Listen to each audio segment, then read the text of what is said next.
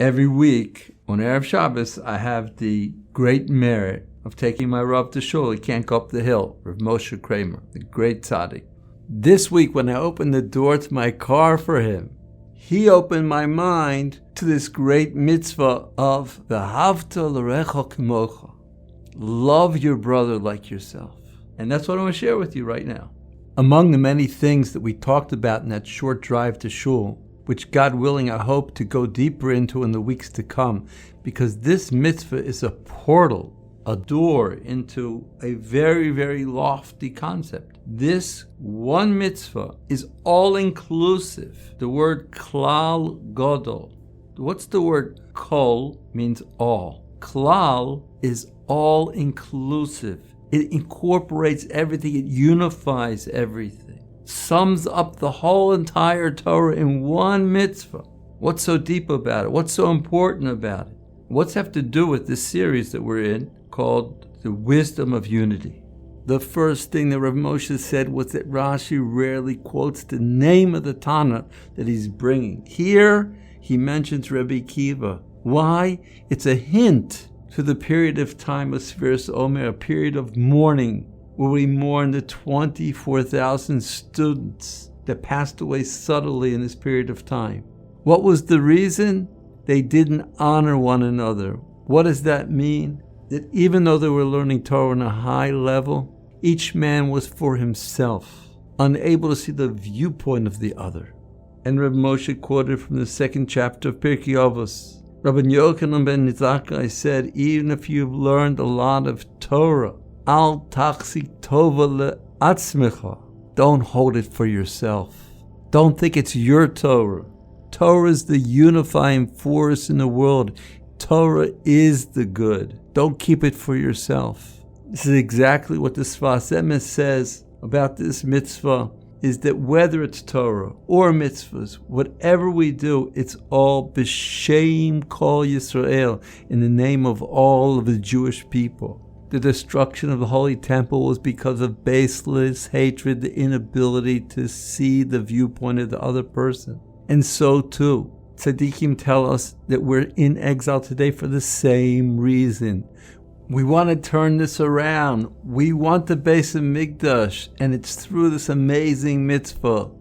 Let's return to the masterpiece of Rabbi Nosson, the laws of loans and interest number 5, and see what he has to say about v'ahavta l'recha kamocha. Teaches Rabbi Nosson the power of the Yetzer Hara comes from multiplicity.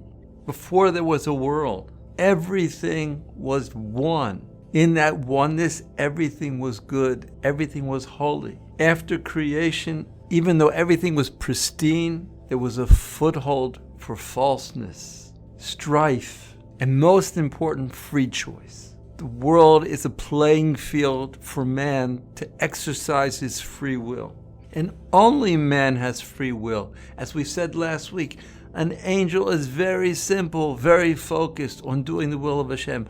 On the other hand, an animal, he's lacking das.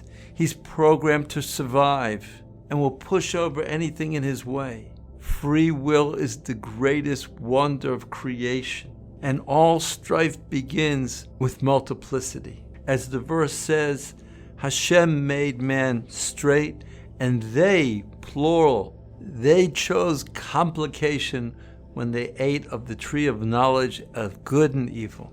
And all of the multiplicity is reflected in the infinite permutations, even in the weather, cold and hot, summer and winter, day and night, as is brought down in holy works of the Eitz Chaim, that no day is similar to another. And it's from here that all of the infinite permutations of what happens to a person stems from, and why each person is different than his friend.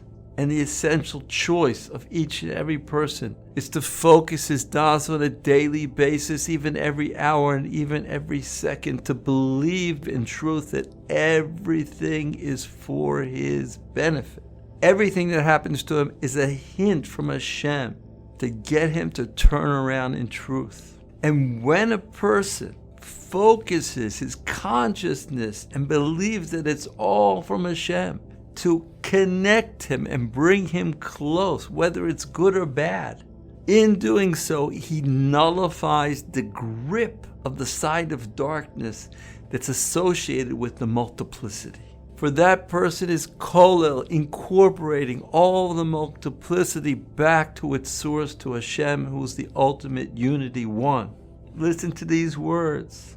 And if every single person would behave this way, to connect it all back to the one, certainly the world would be in a state of love, peace, and unity. And the whole world would be rectified in perfection.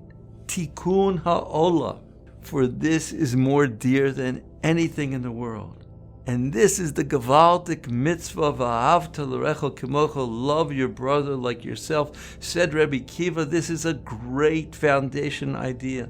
This is an all-inclusive mitzvah. In truth, even though every single person is totally different than his friend, nevertheless, each and every person has to love his friend like his own soul, and to know that everything stems from oneness, unity. And Hashem created every single person different than his friend specifically, in order that every single person with his vantage point would come together in unity with his friend. And then people wouldn't come to jealousy, hatred, and strife because of their different viewpoints, but rather love one another and perform the Torah and mitzvahs together in unity. This is the greatest delight of Hashem in the world. This is the beauty of the multiplicity. This is the purpose of creation. And this is the mitzvah of loving your brother like yourself.